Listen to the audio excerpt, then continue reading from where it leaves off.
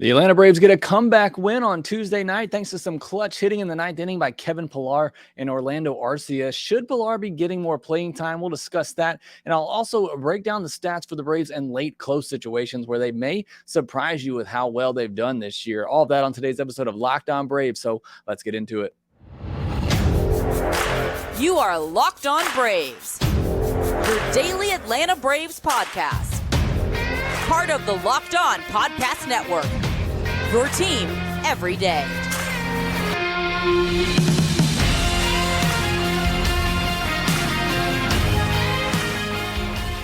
Hey, and welcome back to Locked On Braves, part of Locked On Sports Atlanta, where we cover your favorite Atlanta sports teams each and every day.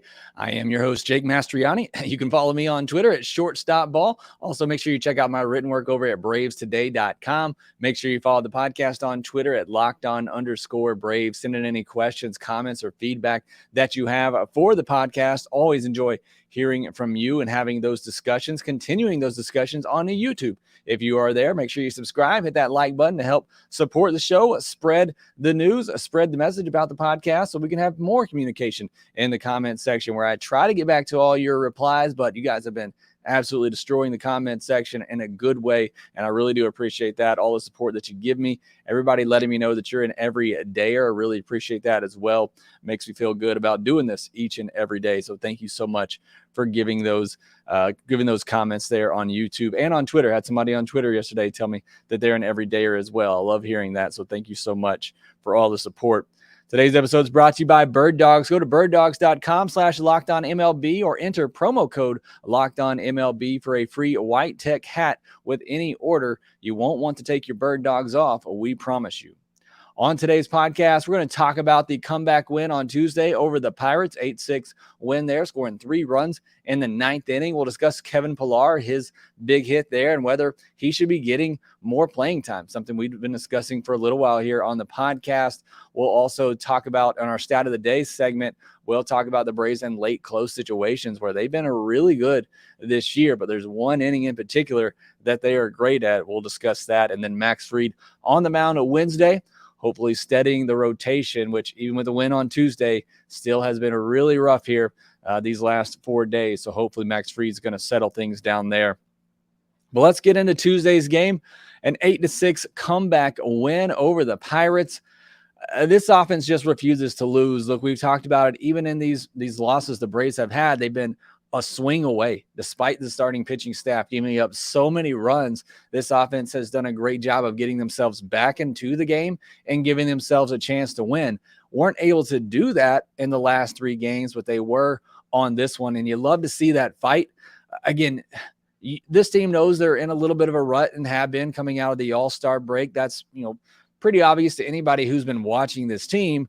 They want to get things going their way again. They want to get back to playing good baseball just as much as the fans do. You know that. So you love to see this fight by the team, especially in the ninth inning. They just refused to lose this game, refused to extend that losing streak to 4 games. So I love the comeback effort for the team in this game, going up against David Bednar, one of the best closers in baseball. Maybe he's been a little overworked lately, whatever it may have been. They got it done against a really good pitcher. So, again, this offense is not the issue, even in these losses. Again, I know they've had chances to do more, but offense has not been an issue for this Braves team.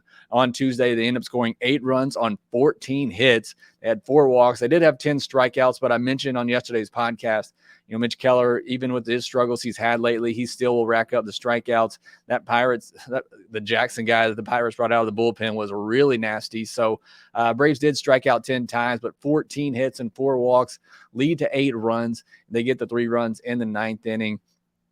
Every starter except for Austin Riley had a hit and he walked, so every starter reached base in this one. I keep telling you this, I promise. That is not normal for every team. Go look at box scores for other teams and other games every night. You're not going to consistently see it where every player is getting a hit, every player is reaching base. This offense, this lineup is just unreal with what they are doing and how deep that they are. I mean, it happens almost every night that you're seeing pretty much everybody in the lineup have a hit or almost everybody getting on base. It's just truly remarkable. Travis d'Arnaud with a 3-double game. It was great to see. Both catchers have been struggling lately, so good to see Travis come up with the big hits there. Had 3 doubles in this game. 5 hits and a walk combined between your 8 and 9 hitters in the lineup. 6 times the 8 and 9 hitter in your lineup reached base. Again, just speaking to the depth of this lineup. Unfortunately, they only scored twice. The guys at the top really weren't able to take much advantage of that, but luckily Orlando Arcia was driving in runs. The guys ahead of him were getting on base, and he was getting those timely hits. But again, it just speaks to the depth of this order when you got your 8 and 9 hitters getting on base a combined 6 times in a game. It's just truly remarkable what they've been able to do. Orlando Arcia's batting average is back up over 300. We thought there might be some regression at some point, and there was there for a little while, but still, we're into August now, and he is still batting over 300. Again, I think I've already used this adjective a lot on this podcast. It's just remarkable what this offense is doing, what they've done all year, and what Orlando Arcia has done this season. I'll be the first to admit, I didn't think he really should have got the job out of spring training just based on what we saw in spring training. But Braves know what they're doing, obviously. They give him that spot. I certainly was not expecting this output offensively. I thought he would be just fine defensively. I thought he would be better there than Vaughn Grissom. We're not going to rehash that discussion. But what he has done offensively, I don't think anybody could have expected. I thought he'd hit in the 8-hole like he is, maybe bat 240, 250, give you 10 to 15 home runs. But to bat 300, have an OPS around 800 pretty much all season and do what he has done out of the 8-hole, again, it's just truly incredible. 4 for 15 with runners in scoring position in this game. Would have liked to seen another hit or two in those situations, but they do come up with the clutch hits when they needed it. Again, 3 runs off David Bednar in the 9th inning. It all got started with a walk of Matt Olson. And look, the strategy right now for starting or for opposing teams, hit Ronald Acuna Jr. when there's runners on base and walk Matt Olson. It seems like pitchers have been doing that a lot here lately. We'll talk about Acuna here in a second, but Matt Olson does take his walk, doesn't try to do too much, gets on base there. And then Travis d'Arnaud hits the ball down the third base line, trickles past the third baseman. Something breaks the Braves' way, which is just awesome. You had the play earlier in the game where Ozuna hit a ball. Third base umpire called it fair. And then for some other reason, other umpires who didn't have nearly as good a view as him decided to overrule that. And it just seemed like things were not going their way. Ozzie Albies hits a ball that would have been home run distance, and it's foul by a couple of feet. So it just nothing was going the Braves' way until this 9th inning. You get that ball by Travis d'Arnaud. It sets up second and third, 1 out. And then Ozuna grounds out to third. Olson caught in no man's land, gets cut down at home plate. And at this point, you're thinking, oh, no, here we go again with this Braves team and the way things have been going lately. And then Pilar jumps on a first pitch heater, 98 miles per hour in, and drives it into left field to tie the game up. What a clutch hit there by Kevin Pilar. Righty, again, against one of the best closers in all of baseball. And then Orlando comes in, falls behind 0-2, works it even, fouls off a tough fastball up and away, and then sticks his bat out there on a curveball that was left up middle, and drives it for another ball just fair down the third baseline for the go-ahead hit there. So just an incredible 9th inning for this team. Again, I just love the fight and the effort. Again, things have not been going their way. They've been struggling a lot, mostly on the pitching side, but this offense just willing them to a win in this one to end the losing streak that they've been on. I want to talk about Ronald Acuna Jr. Led off the game with a home run, 448-foot blast, the second pitch of the game, his 100th run scored of the season, which is great. But later in the game, gets hit by a pitch and has to leave the game. It looked like it clipped maybe part of the elbow pad, but also part of the elbow. I'm sure it just stung. He probably had some numbness in that hand right after. Did end up leaving the game. X-rays were negative.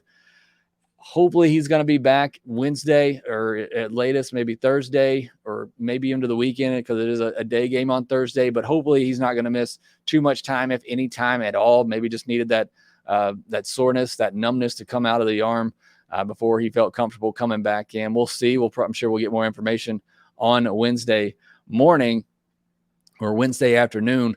It's been happening way too much here lately. You had the series in Wrigley where he gets hit with the pitch up and in. He almost gets hit with the pitch up at his face. It actually ends up going off his bat. I get it that pitchers have to pitch him in, but just stop hitting him, please. I need him to stay healthy for the next 2 to 3 months here through the rest of this season. Just give me a healthy season of Ronald Acuna Jr. I just want to see what this guy can do when he's at full strength for a full season. Please let him stay healthy. Please let him be okay. Please stop hitting him. Message to all pitchers everywhere. Please stop hitting Ronald Acuna Jr. All right, Kevin Pillar. I've already gone 10 minutes and I haven't gotten into this discussion yet. So I want to talk about Kevin Pillar here. I've kind of already been hinting at this really for the last several weeks, this idea of just starting Kevin Pillar over Eddie Rosario. This guy brings a ton of energy. He was getting emotional in the post-game press conference because he just hasn't got a lot of opportunities, and it was so important for him to get that opportunity and come through for this team. It's a veteran. He may be on his last year. I don't know. I don't know how much longer he'll play, but he wants this. He brings, again, you saw him even diving at home plate when he scored that run. It wasn't even really a close play, but he dove into home plate right there. He really wanted that. I mean, you could see just the energy that he brings. I love this guy. I love what he's done for this team this year. I don't care if he hits 220. Look, Eddie Rosario may be a better hitter. In fact, he probably is a better hitter. I get that. And I get the pushback from people on Twitter from the tweet I sent out yesterday saying, I want to see Pillar start more. I get it. Eddie Rosario is a better hitter. He's probably going to give you more offense than Kevin Pillar. I do not care. Okay. Look, if this offense and this lineup was struggling for offense, then I get it, but they're not. This is one of the best offensive teams in all of baseball. I need somebody out there defensively to help out this pitching staff and somebody who's going to catch those bloops that keep dropping in front of Eddie Rosario. I need Kevin Pillar out there in left field to start every day. I say to start because I still think Eddie Rosario is very valuable in his role, which we'll talk more about here in a second when I discuss the late and close stats, because Eddie Rosario is a clutch hitter. I want to see Kevin Pillar get some more opportunities to start. I don't care if it's against a righty. He definitely needs to start against lefties, but I want to see him starting more against righties as well. I just think it's that important to have a guy out there who's going to bust it and give his all, especially on the defensive side where this pitching staff needs the help. I get it. Eddie Rosario is a better hitter. I understand that. This Braves lineup doesn't need the offense right now. What they need is somebody who's going to make those plays in the outfield and somebody who's going to give it their all, going to be able to come in and slide and make those sliding catches on those balls coming in. I need Kevin Pillar in the outfield to start games. You want to bring in Eddie Rosario later for defense if you need it, that's absolutely fine. But I am fully on board now with starting Kevin Pillar in left field. So there's my argument, my case for it. We can discuss it in the comment section if you want to.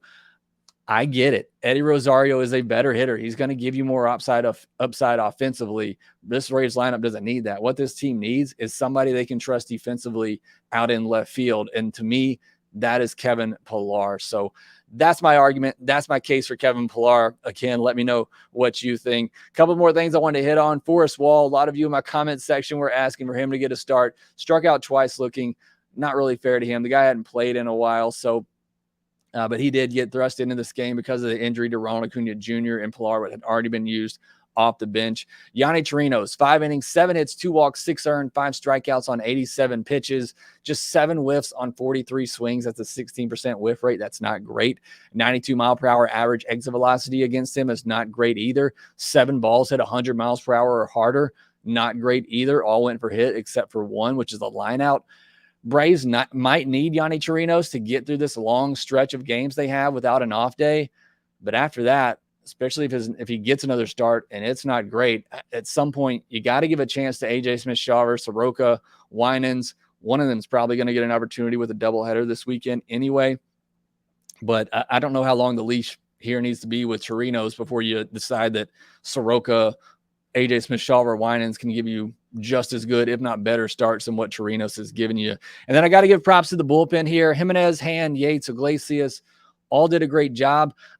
I do question using Jimenez in the 6th inning against the bottom of the order when he's been your best reliever. I thought that was a bit of a questionable move. Baby Snicker just wanted to guarantee a shutdown inning coming off an inning in the top half where they had gotten back into the game. So maybe he wanted to bring out Jimenez just to try to get a shutdown inning there and stabilize things pitching wise. I could understand if that was the thinking there, but a couple of times now he's brought in Jimenez in the middle innings against the bottom of the order when Jimenez has been your best reliever here lately. So I do kind of question some of that decision making.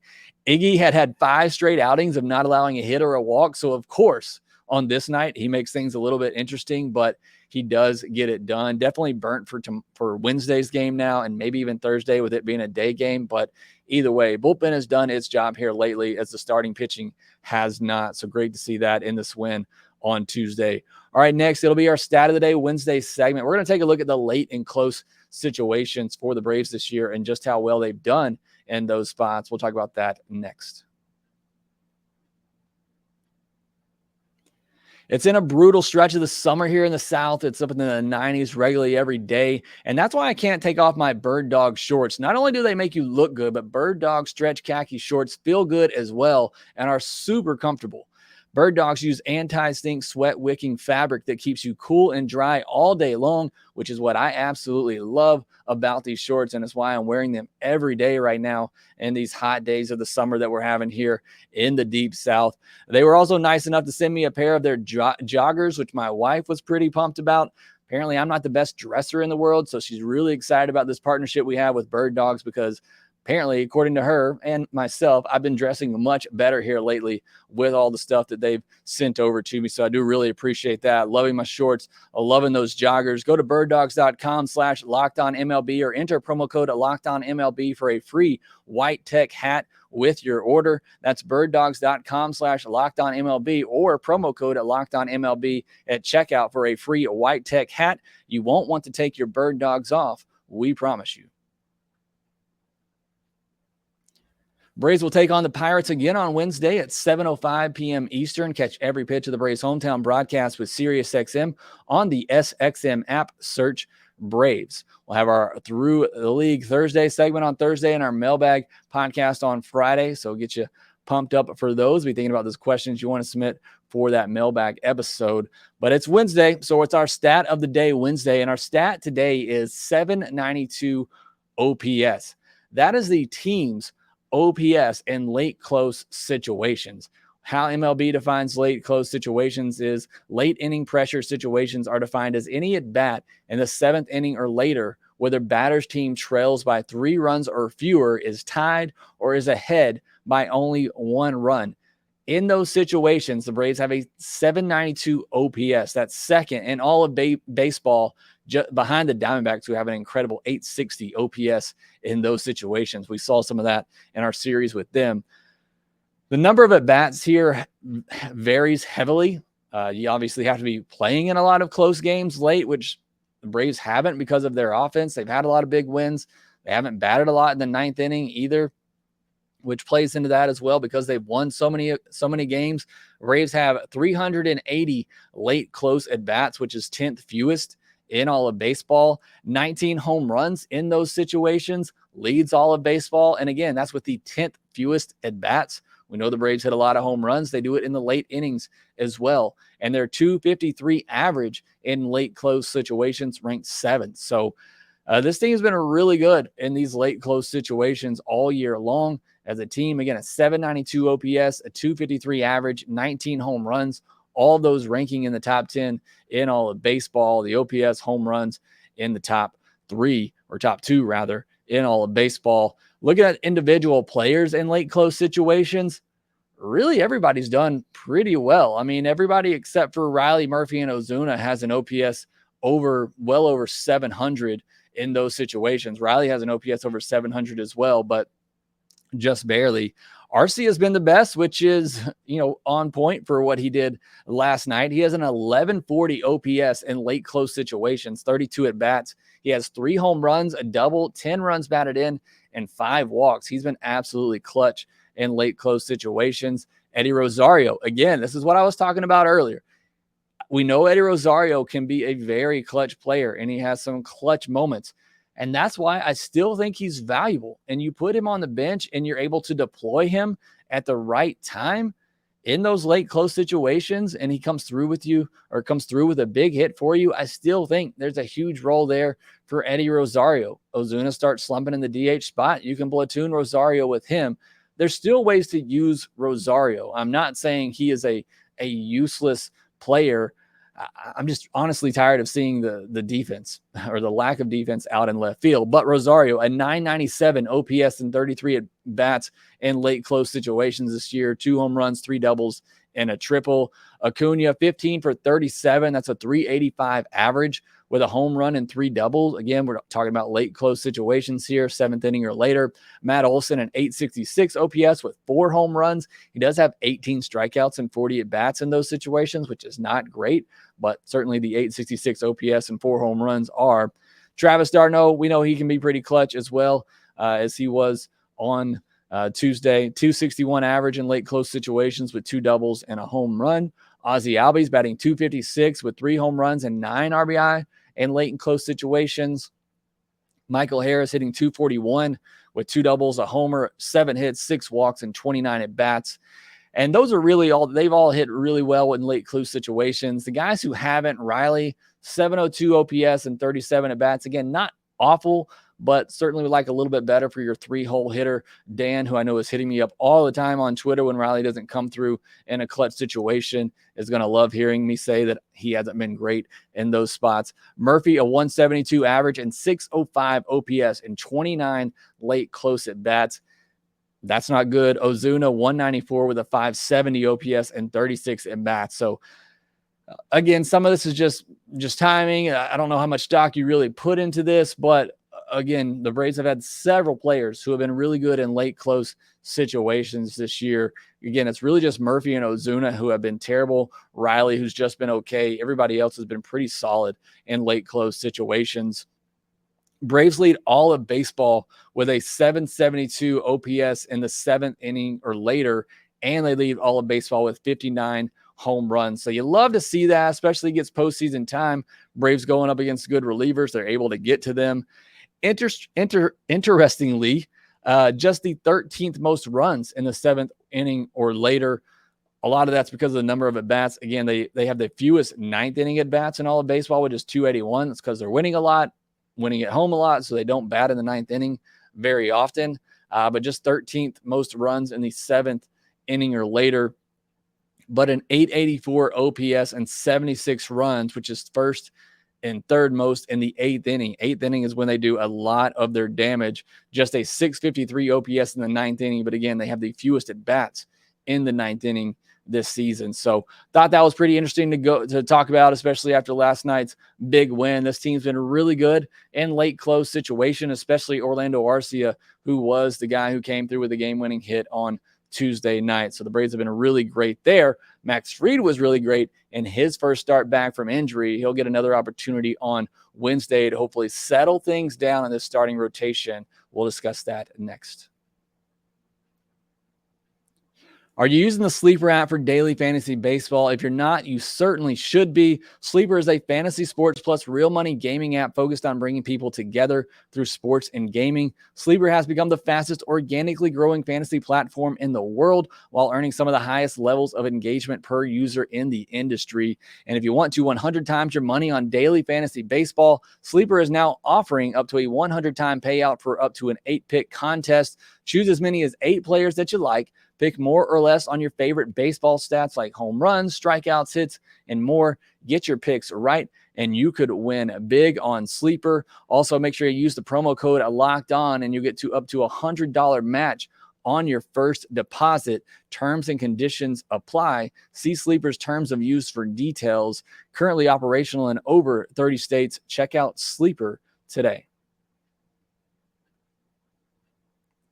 The Braves will take on the Pirates on Wednesday at 7:05 p.m. Eastern. Catch every pitch of the Braves' hometown broadcast with SiriusXM on the SXM app. Search Braves.